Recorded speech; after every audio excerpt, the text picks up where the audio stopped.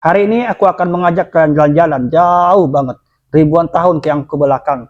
Sebuah masa yang sering disebut sebagai zaman keemasan Cina kuno, dinasti yang namanya masih hidup sampai sekarang karena orang Tiongkok modern masih bangga menyebut dirinya sebagai Han Chinese. Ya, inilah bakal bahas kita panjang lebar, penuh drama politik perang cinta dan pengkhianatan dan kebangkitan sebuah kerajaan besar yaitu dinasti Han. Tetapi sebelum kita masuk ke cerita utamanya, mari kita tarik nafas dulu. Karena untuk mengerti kenapa dinasti Han bisa lahir, kita harus tahu dulu dunia seperti apa yang ditinggalkan oleh dinasti sebelumnya, yaitu dinasti Qin. Nah, dinasti Shi Huang, sang kaisar pertama Tiongkok ini, terkenal banget. Dia yang pertama kali nyentuh Tiongkok yang sebelumnya terpecah-pecah jadi negara-negara yang sibuk perang. Dia bikin proyek raksasa kayak tembok besar dan bahkan ngubur ribuan patung prajurit tanah liat terkota buat nemenin dia saja di akhirat katanya. Ambis banget kan? Ya, ia juga dikenal sebagai penguasa super keras, pajak tinggi, rakyat dipaksa kerja rodi, yang protes dihukum bank. Jadi kebayang gak sih hidup di zaman itu? Baru panen padi sedikit, langsung ditarik pajak. Lagi enak-enak tidur, tiba-tiba disuruh angkut batu buat bangun istana. Jadi wajar kalau rakyat akhirnya muak. Qin Shi Huang memang hebat, tapi setelah dia meninggoy, dinasti Qin ini runtuh dengan cepat. Rakyat memberontak, jenderal-jenderal berebut tahta, dan Tiongkok jatuh ke dalam kekacauan. Dan disinilah panggung mulai disiapkan untuk dua tokoh utama kita, yaitu Qiang Yu dan Liu Beng. Mari kita kenalan dulu. Qiang Yu ini ibaratnya pemeran utama. Kalau kita lihat dari awal, dia ini jenderal muda, gagah, tampan, kuat, pintar, dengan strategi. Semua kualitas buat jadi kaisar ada padanya. Banyak orang yakin dialah yang bakal memimpin Tiongkok di era baru ini. Sementara Liu Beng, kalau Qiang Yu itu kayak superhero, Liu Beng ini lebih kayak anti-hero. Asal-usulnya sederhana, dia bukan bangsawan, bukan pula jenderal, bukan orang penting. Dia dulunya cuma pejabat kecil, semacam petugas lokal yang tugasnya ngawasin kerja rodi. Malah menurut catatan, dia terkenal agak malas, suka main perempuan dan enggak disiplin. Tapi Liu Beng ini punya satu kelebihan yang Qiang Yu enggak punya. Dia jago banget bikin orang suka sama dia. Ya, karismatik ya. Bayangkan saja, Qiang Yu ini kayak murid pintar, atletis, ganteng, semua cewek suka. Liu Beng ini kayak anak biasa, agak nakal, tapi entah kenapa dia punya karisma yang bikin orang pengen ngikut. Di mana-mana orang bandel kayak gitu sih. Dia bisa bikin pasukan tetap setia, walaupun kondisinya lagi susah. Lalu dimulailah konflik besar antara Qiang Yu dan Liu Beng ini. Ini dikenal sebagai perang Chu Han. Pertempuran demi pertempuran pun terjadi, dan tebak siapa yang sering menang di awal, yaitu Qiang Yu. Dengan pasukannya yang kuat, dia berhasil kalahkan Liu Beng berkali-kali. Tapi Liu Beng itu tipe orang yang licik. Kalau kalah, dia kabur. Kalau kepepet, dia pura-pura tunduk. Tapi diam-diam, dia kumpulin kekuatan lagi. Ada satu momen yang menarik setelah salah satu kekalahannya Liu Beng ini dikejar Qiang Yu. Sampai akhirnya ia ketangkap. Lalu Liu Beng kabur. Dan bikin dia selamat adalah istrinya, Lu Zi, sama anaknya. Mereka sempat ditawan oleh musuh. Nah, dari situlah kita udah bisa lihat awal drama mereka, karena nanti Liu Zi ini bakal jadi tokoh penting banget dalam sejarah Han. Balik lagi ke perang, Qiang Yu mungkin lama makin sombong, dia merasa untouchable, tapi di balik layar. Lalu Liu Beng ini mainin strategi politik, dia ajak suku-suku kecil, janji jabatan, janji tanah, janji inilah, janji hadiah kalau mereka dukung dia. Jadi walaupun dia medan perang Qiang Yu lebih hebat di meja politik itu, Liu Beng mulai unggul. Puncaknya adalah pertempuran Gaikia. Bayangin sebuah lembah, malam hari Qiang Yu udah terpojok. Pasukannya lelah, dikepung dari segala arah. Lalu Liu Beng ini pakai sebuah strategi brilian. Dia suruh pasukannya nyanyi lagu rakyat dari kampung halaman Qiang Yu. Jadi malam itu di sekeliling tenda Qiang Yu terdengar suara nyanyian. Pasukan Qiang Yu dengar itu dan mereka kangen rumah. Merasa udah kalah mental, lalu banyak yang kabur. Kemudian Qiang Yu sadar dia nggak bisa menang. Akhirnya dia bunuh diri di tepi sungai, biar namanya tetap dikenang sebagai pejuang yang gagah. Dan siapa yang menang? Liu Beng. Dari pejabat kecil malah sekarang dia berdiri sebagai penguasa Tiongkok. Pada tahun 202 sebelum Masehi, dia mendirikan dinasti Han dan mengambil gelar Kaisar Gaozu. Kalau kalian pikir tentang ini sebentar, luar biasa banget. Dari orang biasa tanpa darah bangsawan bisa naik jadi kaisar yang nyatuin Tiongkok. Ini kayak kisah underdog paling keren dalam sejarah. Bukan cuma menang perang, tapi menang karena kecerdikannya, karena ngerti manusia, dan tahu kapan harus main sebuah kata yang licik. Dan dari sinilah cerita panjang dinasti Han dimulai. Sebuah dinasti yang bakal bertahan lebih dari 4 abad. Jadi setelah Liu Beng ini yang sekarang bergelar Kaisar Gaozu berhasil mendirikan dinasti Han tahun 202 sebelum Masehi, kehidupan istana nggak serta-merata jadi tenang. Justru di balik kemenangan tersebut, drama baru pun dimulai. Dan kalau tadi kita kenal Liu Beng ini sebagai underdog yang licik, di sini kita akan bakal ada tokoh yang nggak kalah menarik, yaitu Liu Zi. Nah, sebelum masuk ke Liu Zi ini, bayangkan dulu kondisi Tiongkok waktu itu. Dinasti Qin ini sudah bikin rakyat trauma dengan pemerintahan yang super keras dan kejam. Jadi Liu Beng ini belajar dari kekaisaran Qin. Dia agak melonggarkan aturan, turunkan pajak, dan kasih kesempatan daerah-daerah buat punya semacam raja kecil yang loyal sama dia. Tapi ya namanya juga politik ya.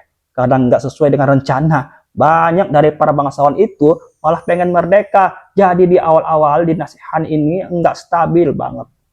Sekarang kita masuk ke kehidupan pribadi kaisar. Lah, Liu Beng ini punya banyak selir. Salah satunya yang paling terkenal adalah selir Qi. Cantik luar biasa. Dan Liu Beng ini benar-benar sayang sama dia.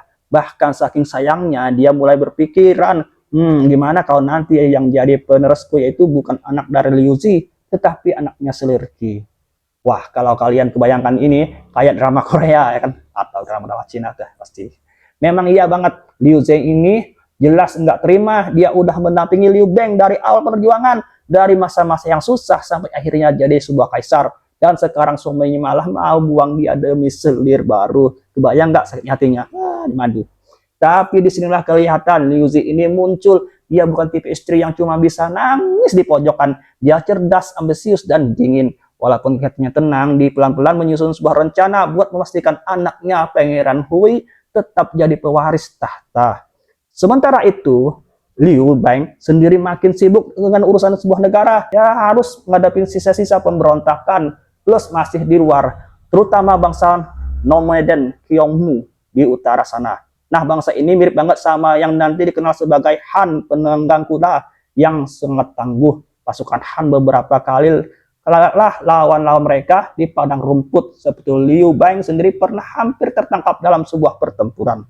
Akhirnya Liu Beng ini sadar, oke, kalau nggak bisa menang terus-menerusan pakai kekuatan, mungkin aku harus pakai diplomasi ya. Jadi strategi yang disebut Haikin ini alias pernikahan damai, jadi putri-putri bangsawan Han dinikahkan sama kepada Qiongnu biar hubungan jadi lebih tenang. Ya mirip kawinan politik lah. Balik lagi ke istana. Pada tahun 195 sebelum Masehi, Liu Beng ini sakit parah, usianya sudah tua, tubuhnya lemah, dan semua orang tahu waktunya nggak lama lagi.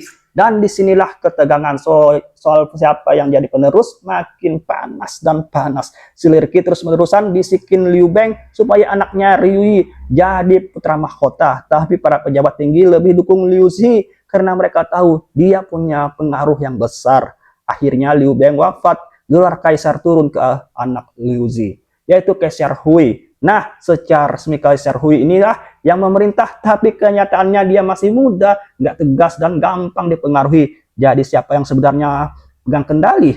Ya, betul. Lihat ya, Liu Zi. Dan disinilah cerita jadi makin kelam, karena Liu Zi ini mulai menunjukkan sisi gelapnya. Ingat Selir Qi tadi, wanita yang hampir bikin anak Liu Zi ini kehilangan tahta. Liu Zi balas dendam, kejam banget. Dia menangkap Selir Qi dan ini agak ngeri. Dia siksa sampai wajahnya rusak, rambutnya dipotong-potong, dan tangan dan kakinya pun dipotong. Lalu dipaksa tinggal di istana sebagai semacam manusia babuan. Tujuannya satu, supaya semua orang, termasuk Kaisar Hui, lihat apa yang terjadi kalau ada yang berani melawan Liu Zi. Bayangkan saja, itu bukan cuma hukuman fisik saja, tapi juga psikologi. Karena Hui sendiri sampai trauma lihat ibunya begitu kejam. Dan dia bilang, aku nggak cocok jadi kaisar. Kalau jadi kaisar artinya harus kayak ibu. Aku nggak sanggup. Dan benar saja Kaisar Hui hidup dalam tekanan. Lebih suka menjauh dari politik sampai akhirnya meninggal muda.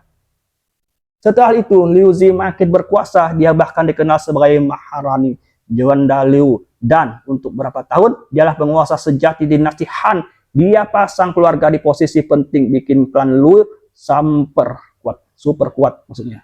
Tapi seperti biasa dalam sejarah, kekuasaan yang terlalu besar sering bikin orang lain waspada. Banyak pejabat Han nggak suka dominasi. Kalau Lu jadi setelah Luzi wafat, mereka langsung bergerak cepat buat menjatuhkan keluarganya dan mengembalikan kekuasaan ke garis keturunan asli Liu Beng itu sendiri. Nah, dari situlah dinasti Han baru benar-benar stabil. Bisa dibilang fase masa awal penuh drama yang berakhir dan masuk ke masa pembangunan besar-besaran. Oke guys, kita udah lewat masa berdarah-darah ya. Dari awalnya si Han, dari Liu Beng sampai yang underdog, sampai drama di stadis Liu Zi ini di istana. Sekarang waktunya kita masuk ke periode yang bikin dinasti Han ini dikenal sebagai salah satu puncak kejayaan Tiongkok kuno. Dan kalau kita ngomongin kejayaan Han, satu nama yang nggak mungkin dilewatkan adalah Kaisar Wu dari Han, atau sering disebut Han Wudi. Han Wudi ini naik tahta tahun 141 sebelum Masehi dan dia memerintah selama lebih dari 50 tahun. Panjang banget untuk ukuran zaman itu, dan setengah abad itu dia benar-benar nge-hype Tiongkok jadi kekuatan raksasa. Nah, mari kita bahas satu persatu. Pertama, soal politiknya dalam negeri. Han Wudi ini sadar banget kalau mau bikin sebuah kerajaan yang kuat, dia harus punya kendali penuh. Jadi dia pelan-pelan ngebatasin kekuasaan para bangsawan di daerahnya.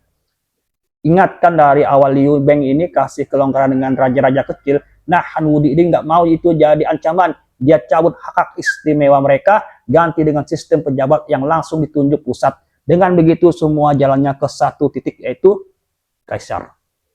Kedua, soal ideologinya, Wudi butuh besar, kuat dan meyakinkan rakyat bahwa dia punya hak ilahi buat memerintah. Disinilah masuk Konfusianisme, filsafat Konghucu yang sebelumnya cuma salah satu dari banyak aliran. Sekarang dijadikan ideologi negara, nilai-nilai kayak kesetiaan pada penguasa, hormat pada orang tua, dan hierarki sosial dijadikan fondasi. Jadi siapapun yang mau menjadi seorang pejabat harus lulus ujian yang isinya ajaran Konfusius. Ini cerdas banget karena bikin negara punya birokrasi yang stabil, yang nggak tergantung pada bangsawan doang ya. Sekarang bagian yang penting bikin Han Wudi melegenda adalah ekspedisi militernya.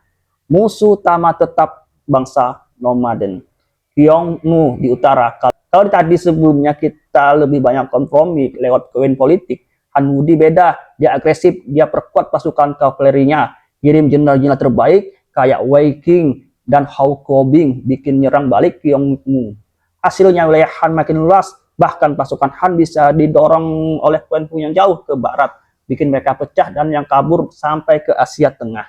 Dan dari sinilah muncul salah satu momen paling penting dalam sejarah dunia, yaitu terbukanya jalur sutra. Karena pasukan Han bergerak ke barat, mereka ketemu dengan kerajaan-kerajaan kecil di Asia Tengah, hubungan dagang mulai terbentuk. Dari Tiongkok, barang-barang seperti sutra, teh, keramik, dan kertas mulai mengalir keluar. Sebaliknya, masuklah kuda-kuda dari Pakhana, Asia Tengah, rempah-rempah, bahkan ide-ide yang baru. Bayangkan saja, lewat jalur ini sutra Tiongkok bisa sampai ke Roma, dan dari Roma barang-barang yang kaya, kaca, perhiasan, sampai makanan eksotis biasa sampai ke istana Han. Dunia jadi terasa lebih terhubung. Jadi jangan bayangkan globalisasi baru muncul zaman internet saja. Di era Han Wudi juga udah ada global lewat jalur sutra tersebut. Tapi kejayaan nggak datang tanpa harga. Orang besar-besaran itu mahal banget. Pajak dinaikkan, rakyat dipaksa kerja rodi lagi. Jadi meski kerajaan terlihat makmur dari luarnya, ya di dalamnya banyak rakyat yang sengsara. Ada pemberontakan kecil-kecilan meski bisa ditumpas. Selain militer, ada juga ekonomi. Han Wudi ini juga dikenal dengan minatnya pada budaya dan ilmu pengetahuan. Dia mendirikan akademi buat belajar Konfusianisme, mengumpulkan buku-buku, dan bahkan mengirim ekspedisi buat nyari gunung dan laut yang ia percaya punya ramuan keabadian. Ini agak mirip sama obsesinya Qin Shi Huang, tapi bedanya Han Wudi ini tetap fokus ke pembangunan yang nyata. Namun masa tuanya nggak seindah masa mudanya.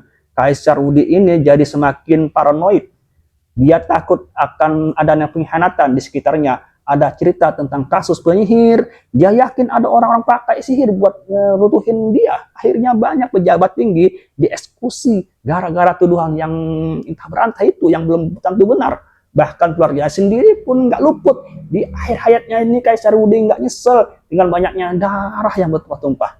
Tetapi warisan yang ia tinggalkan itu luar biasa. Di bawah Han Wudi, Tiongkok nggak cuma bertahan, tapi berkembang jadi salah satu kerajaan terbesar dan terkuat di dunia. Namanya dikenang sebagai Kaisar bahwa Han ke puncak kejayaan. Setiap dinasti punya siklus, ada masa lahir, ada juga masa berkembang, masa kejayaan, lalu perlahan-lahan masuk ke masa keruntuhan.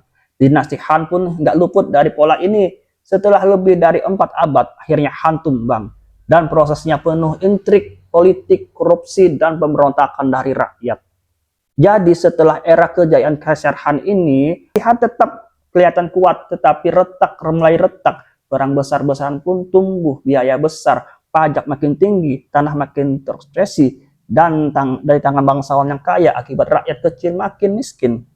Satu masalahnya klasik, yaitu muncullah ada monopoli tanah. Para tuan tanah kaya makin lama makin menguasai sebuah tanah yang luas. Petani kecil yang nggak mampu bayar pajak terpaksa menjual tanah mereka dan jadi penyewa atau buruh.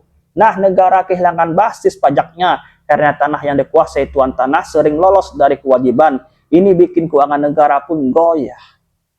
Yang miskin jadi miskin, yang kaya jadi kaya. Dan disinilah politik istana juga makin kacau. Kaisar-kaisar setelah Wudi banyak yang lemah, naik tahta di usia terlalu muda atau gampang dipengaruhi. Siapa yang ambil alih? Para selir, Kasim, dan keluarga bangsawan. Bayangkan saja seorang kaisar baru berumur 10 tahun naik tahta. Bocah. Siapa yang sebenarnya berkuasa? Ya ibunya ya. Si permasuri janda. Ditambah para pejabat yang dekat sama istana. Lalu ketika kaisar tumbuh, biasanya dia punya selir favorit yang keluarganya ikut naik. Jadi istana penuh faksi-faksi yang saling jegal. Salah satu fenomena khas dari akhir dinasti ini Han adalah Kasim alias pejabat istana yang dikebiri. Mereka dipercaya mengurus urusan dalam karena dianggap nggak punya keturunan, jadi nggak bisa bikin dinasti sendiri. Tapi pada kenyataannya banyak Kasim jadi super powerful. Mereka mengatur siapa saja yang bisa ketemu kaisar, siapa yang dikasih jabatan, bahkan siapa yang harus dihukum mati. Korupsi merajalela. Nah, kondisi ini bikin rakyat makin sengsara. Pajak pun mulai tinggi, pejabat korup, tanah dikuasai tuan tanah yang besar. Akhirnya muncul pemberontakan dari rakyat. Yang paling terkenal adalah pemberontakan Serban Kuning tahun 184 Masehi. Bayangkan saja suasananya bagaimana. Rakyat miskin, gagal panen, kelaparan, dan datang seorang pemimpin karismatik bernama Zheng Jui. Dia bukan bangsawan, bukan pejabat, tapi seorang tabib yang memakai ajaran Taoisme. Langit biru sudah mati, waktunya langit kuning bangkit. Itu semacam slogan revolusi. Pengikutnya pakai ikat kepala kuning sebagai tanda. Mereka percaya kalau mereka bangkit, dunia bakal lebih adil. Dan benar saja, ratusan ribu petani bangkit bersenjata seadanya. Api pemberontakan menyebar ke seluruh negeri. Dinasti Han kaget, panik karena pasukan istana nggak cukup buat menahan gelombang besar tersebut. Akhirnya pemerintah Han terpaksa meminta bantuan dari jenderal-jenderal lokal dan para tuan tanah. Pasukan mereka yang akhirnya berhasil memadamkan pemberontakan. Dan disitulah malah muncul permasalahan baru. Jenderal dan tuan tanah yang tadinya cuma membantu sekarang sadar kalau mereka punya kekuatan militer sendiri. Secara resmi dinasti Han masih ada, tetapi kekuasaan yang nyata dipegang para jenderal perang atau dalam bahasa kerennya warlords. Kaisar cuma jadi boneka, dan kalau sudah begini biasanya tinggal menunggu waktu saja sebelum negara pecah. Salah satu tokoh penting yang muncul di masa ini adalah Cao Cao. Nama yang pasti familiar buat kalian ya. Cerita Romance of the Three Kingdoms ini. Cao Cao awalnya pejabat Han, tapi karena kekacauan, dia bangun kekuatan militernya sendiri. Dia pintar, karismatik, tapi juga ya kejam. Dari sinilah mulai muncul faksi-faksi besar yang nantinya pecah jadi 3 kerajaan, Wei, Su, dan Wu. Jadi bisa dibilang kejatuhan dinasti Han ini bukan cuma karena satu faktor, tapi kombinasi antara rakyat yang sengsara karena pajak yang dimonopoli tanah, lalu ada istana kacau karena ya intik keluarga dan Kasim, pemberontakan besar kayak Serban Kuning, lalu bangkitnya jenderal-jenderal daerah yang lebih kuat dari pusat sana. Akhirnya tahun 220 Masehi, dinasti Han resmi berakhir ketika kekaisaran Qian, kaisar boneka terakhir, dipaksa turun tahta oleh Cao Pi, anaknya Cao Cao. Dari situlah dimulai periode baru dalam sejarah Tiongkok, zaman Three Kingdom atau zaman tiga kerajaan. Bayangkan saja sebuah dinasti yang berdiri lebih dari 400 tahun yang melahirkan zaman emas, ilmu pengetahuan, budaya, perdagangan internasional, akhirnya runtuh karena korupsi, perpecahan, dan ketidakadilan sosial. Setelah melewatkan perjalanan yang panjang banget, kita akhirnya sampai di ujung kisah dinasti Han. Dari awalnya Liu Beng, si petani biasa yang sukses mengalahin Qiang Liu dan mendirikan sebuah dinasti, sampai puncak kejayaan di era Han Wudi, terus masuk ke masa-masa yang gelap penuh korupsi, intrik, dan sebuah pemberontakan.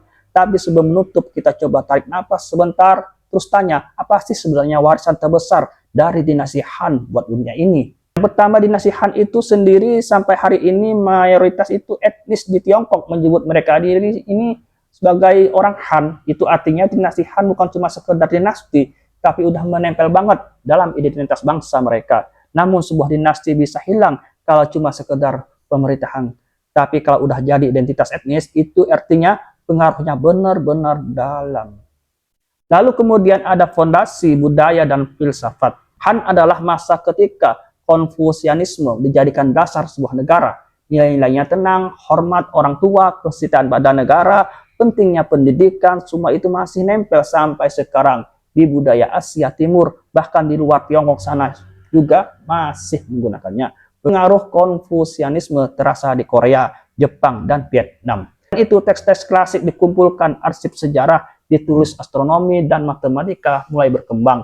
Bahkan kertas penemuan calon jadi salah satu inovasi yang paling penting dalam sejarah manusia. Bayangkan saja dunia kita sekarang tanpa kertas. Kemudian ada lagi jalur sutra dan kompleksitas dunia ini.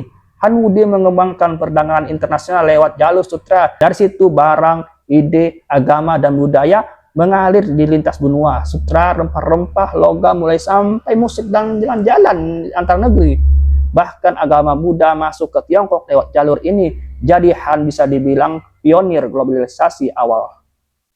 Kemudian ada pelajaran dari keruntuhan. Kalau ada yang bisa kita ambil dari akhir dinasti Han adalah, mungkin ini sekuat apapun sebuah negara, kalau keadilan sosial diabaikan, kalau korupsi merajalela, kalau atlet sebuah intrik itu sendiri, pada akhirnya rakyat bisa bangkit. Pemberontakan Serban Kuning jadi simbol itu rakyat kecil bisa mengubah arah sejarah.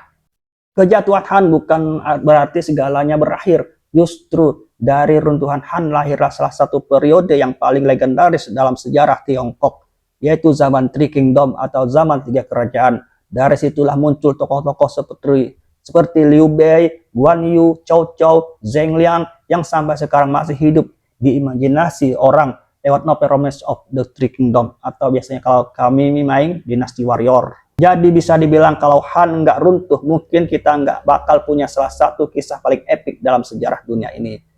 Ya, legenda Dinasti Warrior nggak ada lah. Jadi teman-teman, itulah kisah panjang dari Dinasti Han. Dari seorang petani yang sederhana, yang berani melawan tirani, sampai sebuah kerajaan yang menguasai jalur perdagangan dunia, lalu akhirnya runtuh oleh intrik, korupsi, dan pemberontakan dari rakyat.